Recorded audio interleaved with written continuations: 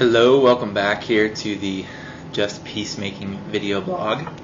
I am in Jerusalem still, and since the last time I checked in, I've been able to connect with a fellow group of peacemakers led by a number of scholars and advocates, both Christian, Jewish. The majority of the people I'm with are from Fuller Seminary, which is hosting this. And it's just my mind and heart are both very heavy and full at the moment. But since I checked in, I got to spend some time with my friend Malad, who is a Christian Palestinian who works and has started a nonprofit with his wife in the West Bank in Bethany, where Lazarus was raised, ironically. And got to sit with him in Jerusalem, and Jan had packed up a gift for their new son, Nishan, and just sitting with him in Jerusalem, and when we first see each other, he's stirred to tears, and I feel much the same way. And just the brotherhood that exists from two people that live in two completely different worlds was so powerful, and I'm so grateful for that relationship, and inspired by his and his wife's heroism, doing what they're doing, and intentionally staying in the West Bank as Palestinian Christians, even though they're oppressed on such a regular basis. It was powerful. I'll probably be able to share more about that. I'd like to be able to take some of the people I'm working with here over to be with them. But yesterday was full. We met with a Jewish rabbi who came and spent time with us. We met with the leading Jewish scholar in the world, who actually has a role in consulting. He just came back from Afghanistan, Kabul, and Pakistan, and he has had a relationship with Yasser Arafat, and has a heavy presence here in Israel among the Jewish population. Got to hear from him, and it's been incredible. And highlighted by this was our professor, Dr. Glenn Stassen, who developed the Just Peacemaking theory, was looking at what it means to be peacemakers, and understanding that it's not simply about making peace. For those of us specifically that are Christians, it's about following Jesus, and in following him and understanding the Sermon on the Mount as a social ethic, we can't help but be called to be peacemakers. That's just central to our text, and it's awe-inspiring to think that there are now 10 scholars and leaders among 10 Jewish, 10 Muslim, 10 Christian leaders and scholars that have agreed to this just peacemaking theory and are now implementing it here in the Middle East. So huge strides being taken forward in this area.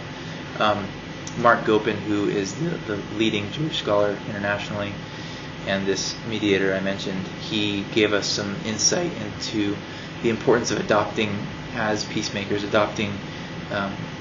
the willingness to listen to multiple identities and narratives. And it doesn't mean we have to put aside our faith, but we have to be willing to step in to other narratives in order to create the common ground that is required for us to be able to come alongside each other and understand the root of the dissension. Specifically bringing up empathy. He said empathy is the essential scientific inquiry. Scientifically, it's proven in order to build these relationships, we have to be able to come alongside each other and feel that empathy. And he supports that as a Jew from the Levitical law of loving your neighbor as yourself, and as a Christian, as we look at Jesus, that's obviously a central tenet to our faith and practice. And so, alongside of that, he's been at the center. He's seen how wars begin and continue, but he said, as peacemakers, we have to be able to identify, rather than just identifying all the negative pain of the war, we have to identify the heroic stories of peacemakers within that, and we have to make them our heroes, and that creates reconciliation. He spoke of a Palestinian father whose son was killed by an Israeli settler in the West Bank, and he talks about the pain that this father felt as his son was murdered. And as this father looks at Mark and begins to weep, he says, I want to go take their flower like they took my flower. And he says, but I will not. I will avenge my son's death by choosing a relationship. And these are the stories that we have to highlight in a world polarized by the division and the war and the bombing, which we have to understand, but at the same time there's these peacemakers like this father who's choosing a relationship over violent revenge that we have to highlight as seeds of hope that are beginning to take place. And in highlighting this idea of a dual narrative, specifically in this context, Israel and Palestine, we actually have two leaders that are kind of facilitating this project, and they're both women. One is Israeli Jew, and one is a Palestinian Christian, an Arab.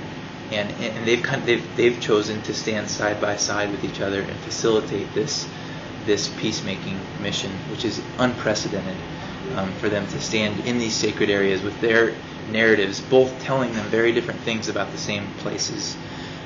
For example, we were standing on the Mount of Olives yesterday looking over the city of Jerusalem where Jesus wept.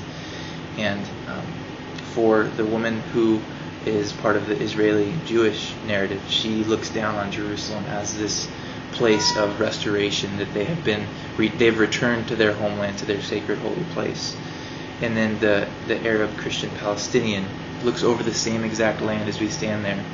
And on a religious level, she feels that sacred hope. But on a social and on a personal level, she feels the pain of oppression that represents, as that expanded into and pushed away her family and friends from the land that they have lived in for their whole lives. And now they live in places of oppression in the West Bank. And so one site creates two very, very different realities within these narratives, the Israeli narrative and the Palestinian narrative. And if we are to bring any kind of constructive movement forward as we trust in the reconciliation of God's reign that was brought about by Jesus, we have to understand each narrative. And so we continue in that. Today we're going to be studying specifically the Israeli narrative, learning from another rabbi, meeting with dignitaries, going to the Holocaust Museum, and then we'll transition to the Palestinian narrative tomorrow, which I'll jump back in on then. But for now, thanks for jumping in. Appreciate the dialogue and conversation through the comments and through emails and whatnot. It's been fascinating and fun to be able to share, and something I feel like I have. That's why I'm here, is to share this with each one of you and to walk into this together. So hope you're doing well. Talk soon.